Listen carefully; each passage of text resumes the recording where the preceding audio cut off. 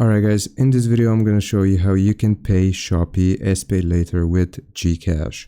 So here's how it works. You want to open up the Shopee app and then you will click on your profile icon in the top right corner. Now from here, if you have the app itself, you will need to tap on SPayLater or the equivalent Buy Now Pay Later section. There you will be able to see your bills, and you will just click on Pay Now for the specific bill which you want to pay.